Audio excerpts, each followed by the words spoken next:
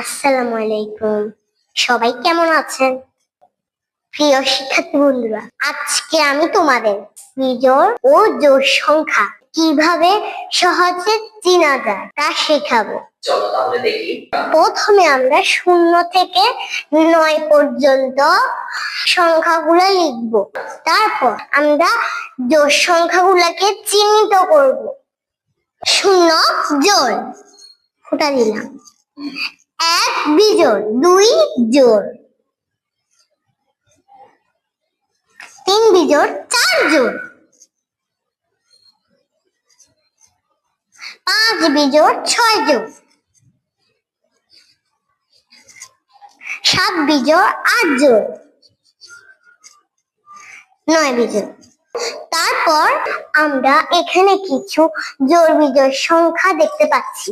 এই প্রত্যেকটি সংখ্যার ডান দিকের সংখ্যাটা খেয়াল করব। যেমন এখানে ডান দিকের সংখ্যা 1, এখানে ডান দিকের সংখ্যা 8, এখানে ডান দিকের সংখ্যা 9, এখানে ডান দিকের সংখ্যা 3, এখানে ডান দিকের সংখ্যা 6,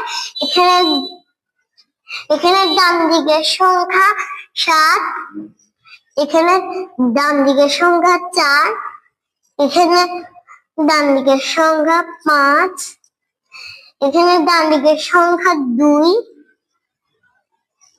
2, এখানে ডান দিকের সংখ্যা 0।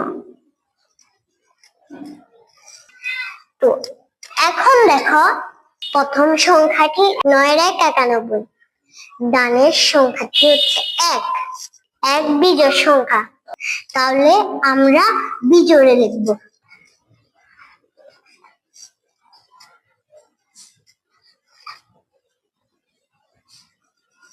পাঁচের 58কে আমরা জোড়ে লিখব।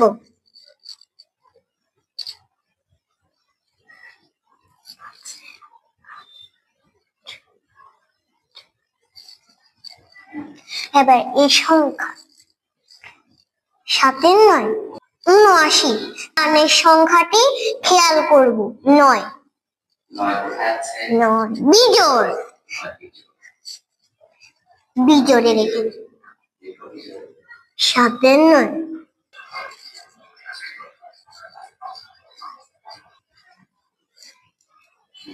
তারপরে এই সংখ্যাটা 1 3 13, ডান দিকের সংখ্যাটি 3 কোথায় আছে?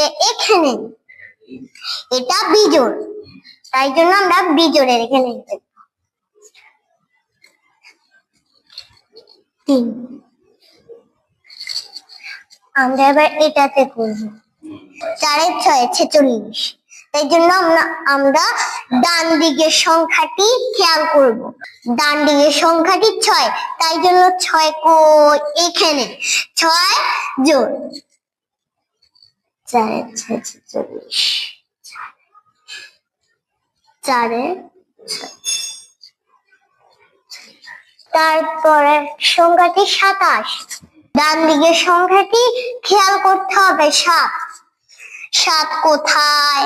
এখানে।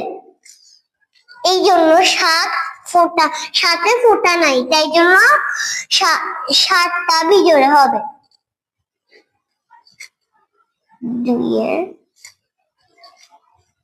2 7। পরের সংখ্যাটি 8 4 84, ডান দিকের সংখ্যাটি 4, এখানে আছে 4 জোড়ই হবে। তারপর সবার শেষে যে সংখ্যাটি আছে সেটি হচ্ছে 5 0 50, ডানের সংখ্যাটি 0। কি সংখ্যা? জোড় সংখ্যা। তাহলে আমরা কোথায় লিখবো? জোড়ে লিখবো।